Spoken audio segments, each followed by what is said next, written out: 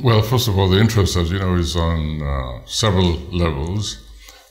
Mythologically, the road and the deities attached to the road appeal to me enormously. The major one is Ogun, it's called Ogun, god of the roads, also the god of the blacksmiths and technology and so on and so forth. Very, multifaceted deity.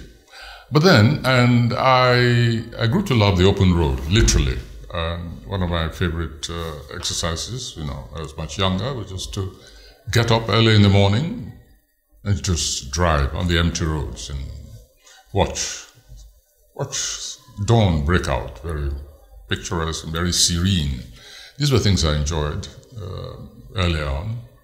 And then, of course, the same road became increasingly desecrated, corpses all over the place, stupid drivers, egotistical Nigerians, very careless or indifferent. So it's just like moving from mythology to reality. I didn't decide to participate. I invented road safety in Nigeria and possibly in Africa, because we had people coming from different countries on the continent to study the methods, because they also had similar problems. Well, I can tell you exactly how it happened. I was teaching at the University of Ife, now Obafemi Awolowo University.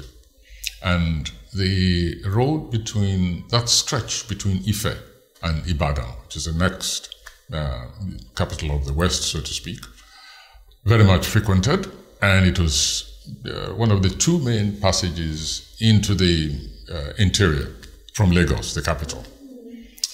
And it became a ritual that whenever I traveled that road, I would either carry the maimed, the injured, to the next hospital, or pick up the bodies, including, of course, my students and my colleagues. And it just seemed to me that it was much more sensible and logical to find a way of tackling that menace and to find myself compelled. I was beginning to feel like an undertaker, let's just put it that way. So I sat in my office one Sunday, in fact, quiet day, and I made a proposal to the then governor of Oyo State. And that's how the Road Safety Corps began. Well, obviously, I called in a few of my colleagues, those who were equally appalled by the situation, and I made expressions who were tired of burying their colleagues. And I said, I'm about to set this proposal. And my conception was of a largely civilian organism into which we would insert just a few uniformed people to give it, of course, the image of authority. People like or hate uniform, one way or the other. People will respond to uniforms. Otherwise, it would have been a totally self-policing civilian volunteer force. And we looked at the phenomenon from various angles: mythological, psychological, sociological, even the issue of corruption, on the roads. Encouraged, condoned by the police, came into it, which is why I wanted it to be largely civilian. I wanted an entity which had some civic pride and sense of responsibility and did not need to earn a salary. And that's how I started. And we had chapters all over the place. The main problem when we began was actually the police. They didn't like another force on the roads because largely they were on the roads to collect bribes from motorists. It was virtually a living. It was a tradition. The bribery went from the copper on the road right to the top. They had to deliver a certain amount. In some cases, it was so well organized. So the hostility of the police was very apparent. But it could be managed when the Road Safety Corps was on a state level. When it became federal, then the problem became even worse. And we also wanted to start with peace corps. Youth corps. We have an organization in Nigeria called the Youth Corps, where graduates on leaving must serve the nation one year. And so we try to induct the youth at that level, that still impressionable stage, into the Corps as much as possible. Several other problems, of course, what I call big manism, what I refer to as ego, the average Nigerian unjustified and unprincipled and irresponsible sense of ego. And so you had the big men who felt that they had the right to flout all rules of the road, even if it meant going over the top, the crest of a hill, to encounter oncoming traffic. It didn't matter to them. They just felt that somehow the person coming on would recognize what big men they were. So our early corpers were taught to be very disrespectful to big men, not to accept any pulling of rank, just let them understand that each road user is exactly the same, has the same status as the next. So that was also one of the big problems we had, and so many clashes with professors and children of royalty, and etc., etc. But we taught our corps members to tame them. And soldiers, by the way. Soldiers were the greatest butchers on the road. They just, not only would they drive stupidly, recklessly, cause accidents, but they would attack other motorists, make them, frog match them, jumping up and down, take them to their barracks, sometimes even shave some with a broken bottle to teach them not to interfere with the soldier when he was in the road. And but we tamed those also. So effectively that the then military head of state announced to his boys that anytime you flout you attack the road corps, when you return to your barracks, you get additional punishment to whatever they gave you on the road. That was how big the fight was. The framework, as I said, was largely to make the civilians conscious of the fact that they did not need to be bullied by uniformed people. And also, we created what you might call we managed to inculcate the sense of a medical situation. In other words, we said, in fact, at the beginning, that the Road Safety Corps should be a part of the health services, of what you might call preventive treatment, rather than waiting for the tragedy to strike, the illness to strike. So we brought into the Corps medical experts, and they formed their own chapter. We formed a series of civilian chapters, journalists chapter, even justices of the peace, the chapter, schools, universities, and so on and so forth. You'd be astonished how much carnage there was even on university campuses, especially Ife. Beautiful, large, well-endowed roads, but it was like, I have a car, I have a right to kill you, I'm the child of a privileged, child of the elite, and I can do what I like on the road. But we also formed chapters on campuses, so students were also taught to keep order on the roads and campuses. So we went through like that, and later on we went into schools and formed, tried to catch them young, create a road sense. So road safety became a culture, at that time anyway. Road safety, the maltreatment of the road was part and parcel of the culture of indiscipline. Now, indiscipline has a rather unpleasant connotation.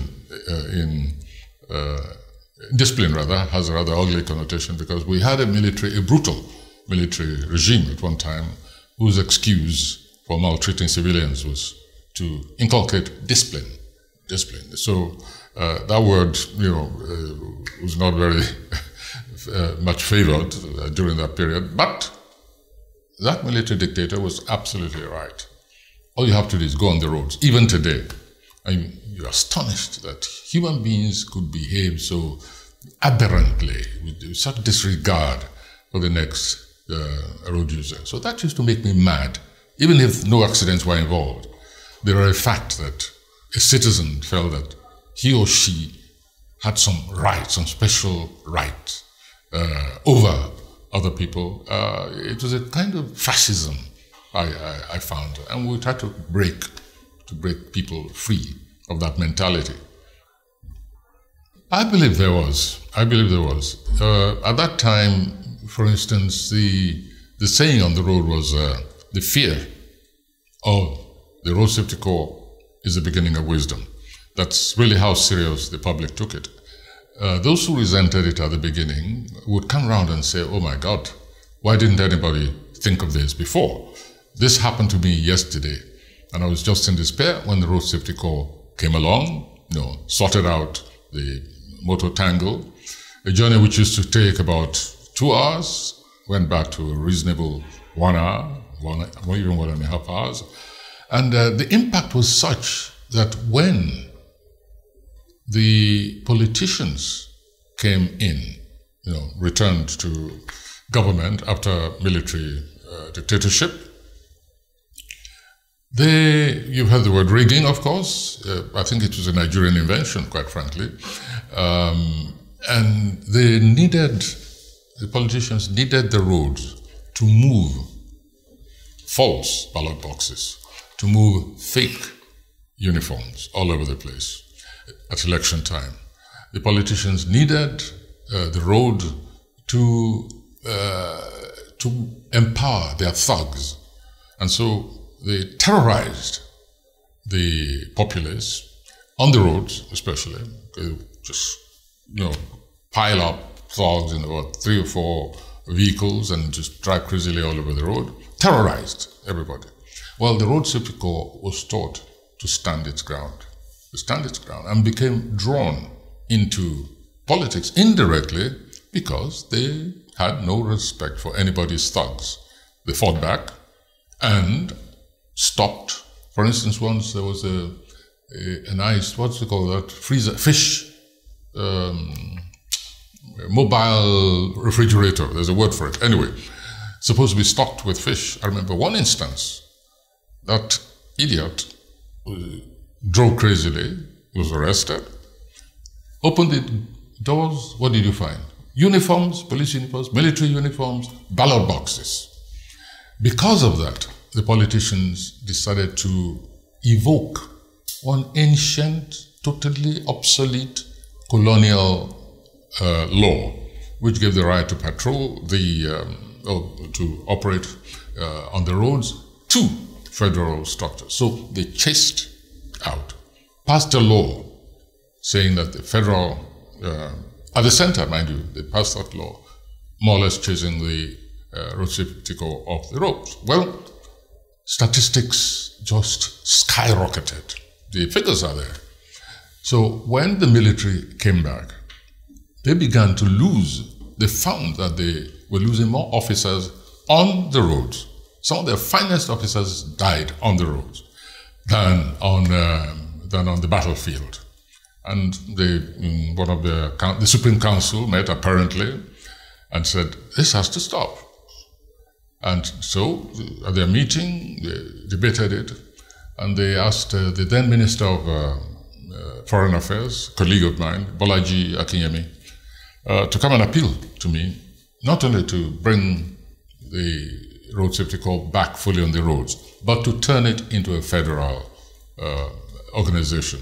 And that's how, very reluctantly, I agreed, very reluctantly. I just felt, why should I reinvent the wheel? The people are stupid enough to take such a useful and accepted and very effective organization of the road. Why should I come back? Anyway, there was so much pressure. And of course, after traveling on the road a few times and picking up a few more bodies on the road, I said, okay, we'll give it a try. And that's how the road safety became federal, nationwide. It was already nationwide to some extent because other states began to imitate the Oyo Road Safety Corps. They sent their people to be trained in Oyo, and of course it had become international even from that small state. So getting into, extending it to cover the entire nation, it was arduous, but we managed to pull it. Acquaintances, they began in Ife. then when we moved to, because the basic principle was to make it civilian. So once you moved into a civilian institution like a university, you recruited easily. I'm talking of the civilians now. To take care of the uniformed section, I invited somebody who was recommended, never knew him before, an ex-officer who proved to be a total disaster. He was one of the very first to be dismissed from the Road Safety Corps. Because even before we started operating, I set up a small monitoring unit who moved around, traveled by public transport, used the armed transport, to check, to monitor the conduct of the corps. So that's how we got the reputation of being one of the cleanest, if not the cleanest organization in Nigeria. So the police had taught us a lot, indirectly and negatively. So when we set it up, we wanted to make sure that there was one culture we didn't encourage, and that was bribery, corruption. Agunloye was sort of the first executive head of the road safety. He was a physicist, and I'm glad you asked that question because the Road Safety Corps had no money. So he was a physicist, which means, and a practical one, not just a classroom physicist. He actually made things. He even ran a small company with some partners in which they manufactured school equipment, etc., etc. Now, since we had no money and no equipment, I set him to work to manufacture some things for the Corps. And we even took the comic part of our operations. We couldn't afford a sufficient number of walkie-talkies, but I got some door stoppers, so multicolored, but looking, the kind which looks very effective. You hold it by the slope, you put it to your ear, and it looks as if you're speaking in it. So when motorists saw coppers, civilian or the other, using that, they felt if they were doing something wrong, they felt that the misdemeanor was being transmitted, and they immediately behaved. 3/4 of the equipment we began with were fake, completely fake. But that's how we managed to carry on. Sorry, I forgot, lost train of the question this time in that. Yes, we're talking about recruitment and the kind of people I brought into it. We made sure that we had doctors, made sure we had psychologists, and we also, Dr. Agunloye headed the research unit. We researched into the incidence of tire explosion on the roads, researched into the torque, which affects especially high vehicles when they're turning corners and so on. So there was a scientific research department, and Agunloye headed that at the beginning. It was later that he became the full civilian head of the organization.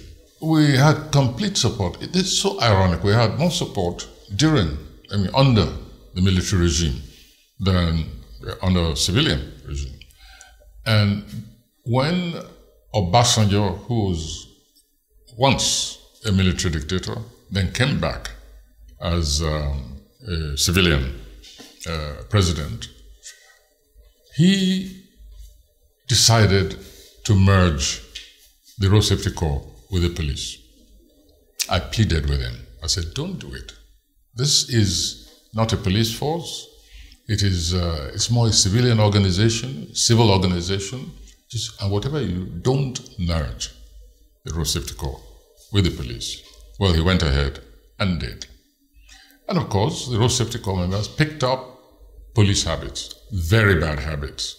They lost in their operations, many of the personnel lost that basic training and the philosophy of assistance to the public, which underlay the very innovation called the Road Safety Corps. There's an expression here called "waiting you carry." It's a police expression. It means what we got there. No, let me have it. Some of them picked it up. It was the worst period of the Road Safety Corps. Now, the civilian government, however, the assembly, members of the assemblies, demanded the return of the road safety. One, because they also noticed that the statistics had gone up. They weren't getting the same kind of courteous but firm service they used to obtain on the Road Safety Corps. And other reasons, some of them, maybe the reasons they asked for its return was because they felt it meant more jobs for their constituency. For whatever reason, they demanded the return, the detachment of the Road Safety Corps from the police. And since then, the leadership of the Road Safety Corps has been doing its best to get the Corps back to its old reputation, with mixed success. But certainly those three phases, are clearly marked in the career and character of the Road Safety Corps. One, idealism, complete idealism. Of course, the few rotten eggs were flushed out very easily, thanks to the monitoring unit, which set up from the very beginning. So that was the idealistic period. Next, a total debasement, near total debasement of what Road Safety Corps stood for, because they were completely sucked in, not just physically, but morally, ethically, and philosophically by the police.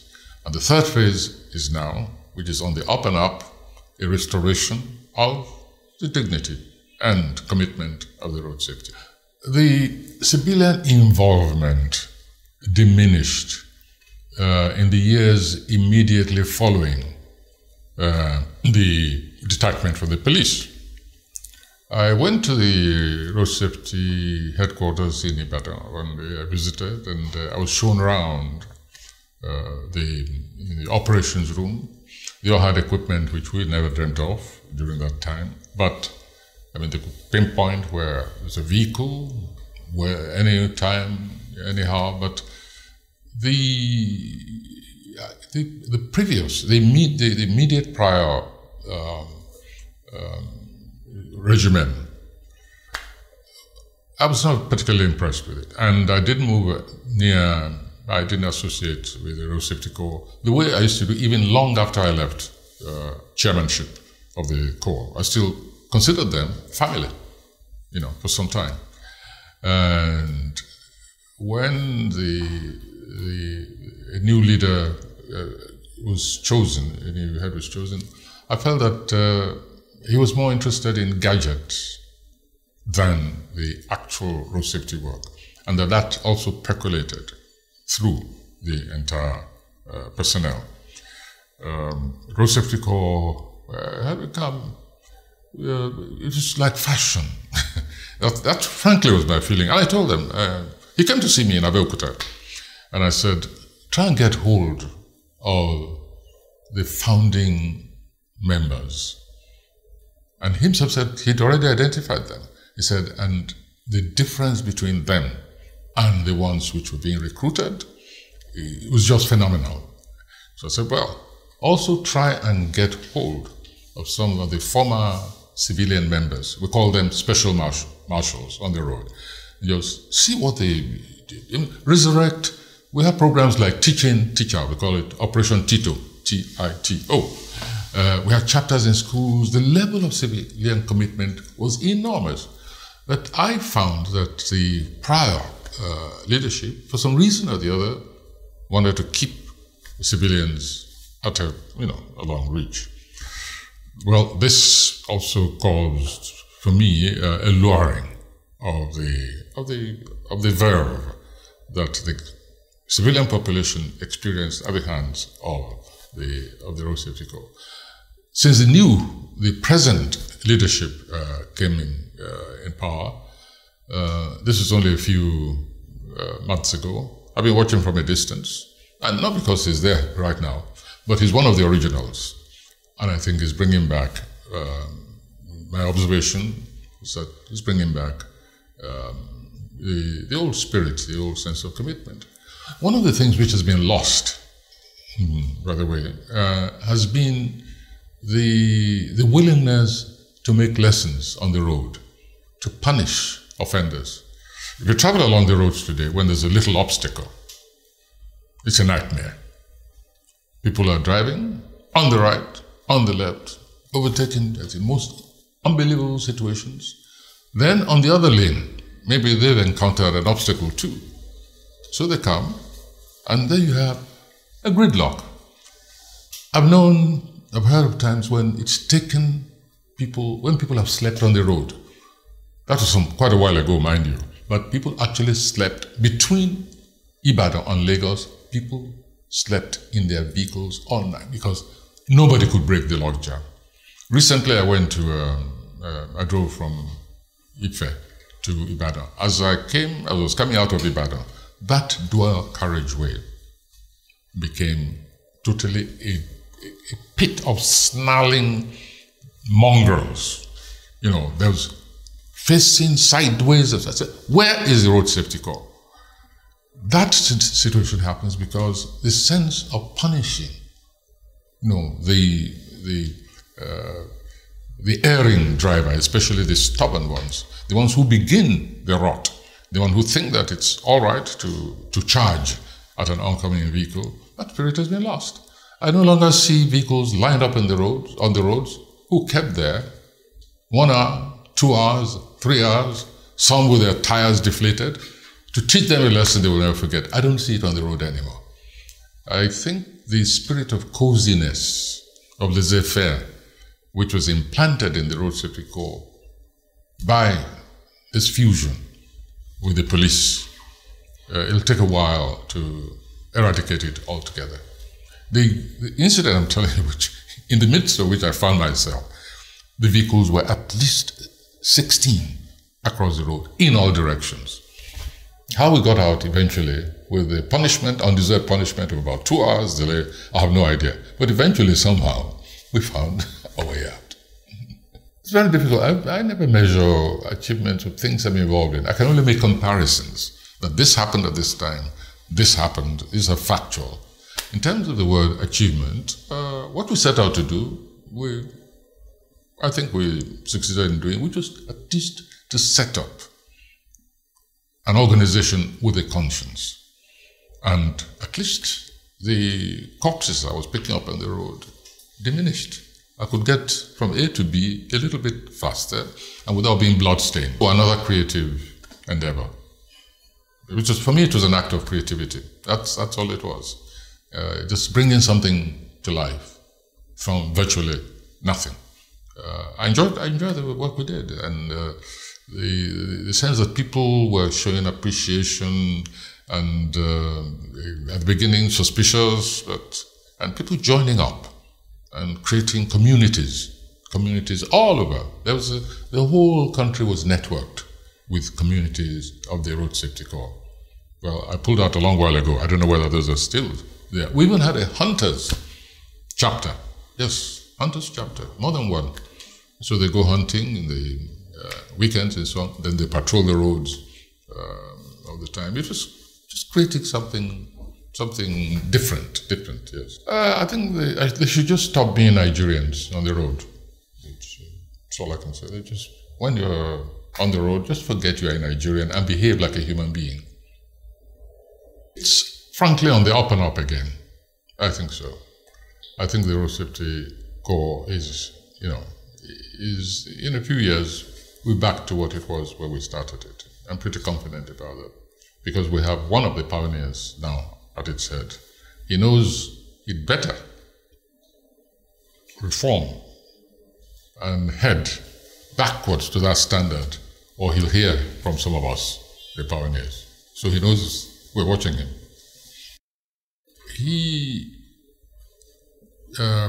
Yes, sorry. I knew we had the problem with somebody, that was Obasanjo, who wanted it made nationwide but didn't want to spend 1 kobo on the road safety corps. Well, Babangida was the president at the time, and in effect it was he who sent Bolaji Akinyemi to come and persuade me. And we proceeded to take up. There was a kind of police road commission.